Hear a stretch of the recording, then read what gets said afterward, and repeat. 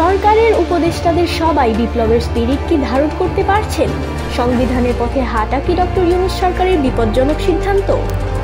সংবিধান সংশোধন নাকি পুনর্লিখন? বিপ্লবী সরকারের উদ্দেশ্য কি হওয়া উচিত? ভারতের সঙ্গে নমনীয় কূটনীতি কি সুফল বয়ে আনবে? দেশব্যাপী সমন্বয়কদের বিভাজন এবং বিতর্কিত কর্মকাণ্ড কি সহজ চোখে দেখা হচ্ছে? পাহাড়ি অঞ্চল তৈরি পোশাক খাতে ক্রমবর্ধমান বিশৃঙ্খলা কি সাধারণ ঘটনা? একদিকে ছাত্র রাজনীতি বন্ধের চেষ্টা, অন্যদিকে ইসলামী ছাত্র শিবিরের শোডাউন কি ভালোভাবে নিচ্ছে ছাত্র জনতা? রাজনৈতিক দলগুলো অবমূল্যায়িত হলে পরিস্থিতি কি অনুকূলে থাকবে? শীর্ষ সন্ত্রাসীদের জামিন, মব জাস্টিস, পাইকারি মামলা ও আইন বিচার বিভাগের প্রতি জনগণের অবস্থান কি সুখকর?